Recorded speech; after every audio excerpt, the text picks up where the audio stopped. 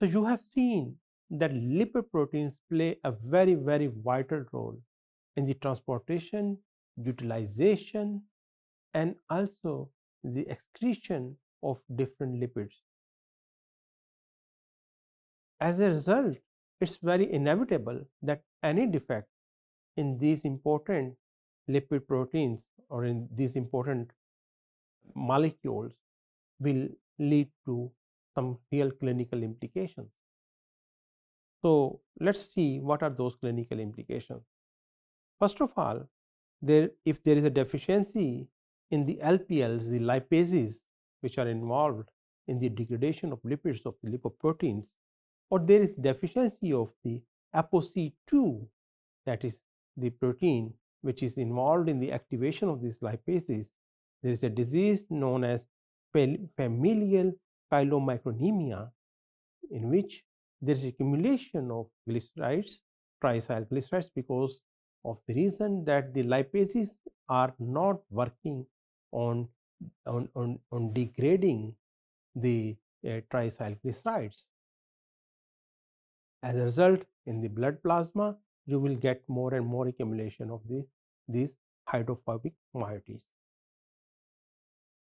As a result, one of the consequence or secondary implication of this disease is that you face acute pancreatitis. Why acute pancreatitis?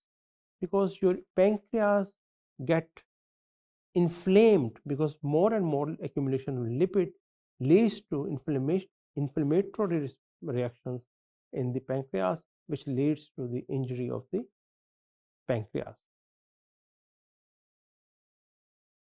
Of course, the treatment, one of the way to treat this is that you eat less and less fatty material, so that you don't have to face this problem of accumulation of fatty acids or triacylglycerides in the blood. Then there is hepatic steatosis. What happens is, in hepatic steatosis is that your liver gets enlarged, and the liver gets enlarged because of the imbalance in the triacylglyceride synthesis and their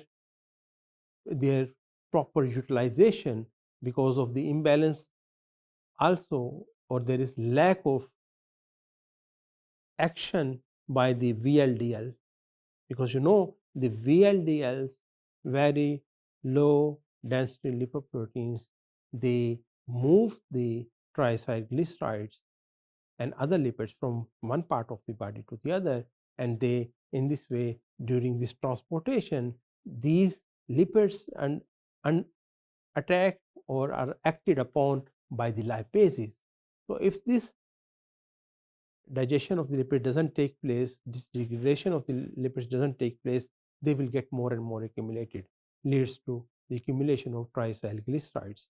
And one of the consequence of this is that they harm the liver very severely. These diseases are inevitably then related with the obesity and diabetes mellitus. And we have studied it very in detail, that why diabetes mellitus is so much related with the obesity and also for the lipid metabolism. Then there is abetalipoproteinemia. Abetalipoproteinemia is caused by the decrease in the functioning or decrease in the levels of the LDLs, the low density lipoprotein. Then there is another disease, abetalipoproteinemia, which is caused because of the low level of the LDL. LDL are somehow, they are notorious, unfortunately, they are known for causing the cholesterol related cardiovascular diseases. But now you see from here that even their lack, if they are not working well, or if there is lack of these important lipoproteins, there will be diseases like this one. So why it is so? The reason is that it's not the LDL themselves which cause the problem. It's only the excessive amount of LDLs which have excessive amount of cholesterol. Otherwise, what LDLs are doing, they are moving the cholesterol and other lipids from one part of the body to the other, and as a result, during this movement, these lipids get utilized, the cholesterol get utilized. It could have never been converted into bile if LDLs were not involved in this movement. Keep in mind that it's not always, if we say it's a bad thing, it's always a bad thing. By the way, if anything is in the body, it's not a bad thing. Keep in mind, it has been there because of a natural evolutionary process of hundreds of millions of years. So it means there is requirement of it. You are a biologist, and whenever you are studying these things, you have to have this biological mindset in your mind always. It's a rare disease. It's caused by defects in the microsomal triglyceride transfer proteins, MTPs. What do? They load the ApoB with the lipids, and as a result of this, what will happen that the LDLs can perform their function.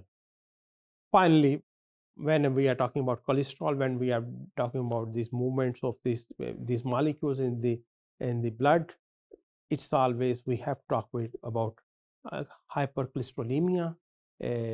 Different types of hypercholesterolemia are there. They one of the reason of this disease is that it is caused by the defects in the LDL receptor synthesis. Again, the functioning of defects in the functioning of the LDL are implicated in these diseases. Reduced LDL uptake, significant level of plasma cholesterol. Because plasma cholesterol is why it's much, because there are much excessive amount of LDL-C, that is cholesterol in these LDL molecules. It leads to finally the atherosclerosis, a disease which have implications, severe implications in the cardiovascular diseases. Then there is type 2, type 3 hyperlipoproteinemia. Again, it's caused by poor binding of E2 to the receptor. We have shown you that E2 is involved in the formation, esterification of the cholesterol. From free cholesterol, you get the esterified cholesterol. So if this is not being done well, what will happen that the transportation of cholesterol will be affected, and as a result, its metabolism will also be affected. Again, at the end of the day, you will have more and more accumulation of cholesterol into the blood and other body parts. Then there are lysosomal storage diseases also. What happen actually there, the enzymes in the lysosomes which are involved in the hydrolysis of the cholesterol esters, esterified cholesterols are degraded in the lysosome through these enzymes. If there is deficiency in these enzymes, then they also cause disease. Then finally, atherosclerosis and all other related diseases which leads to or which are caused by the accumulation of extra cholesterol in your blood. There are different types of this. There are different examples of this.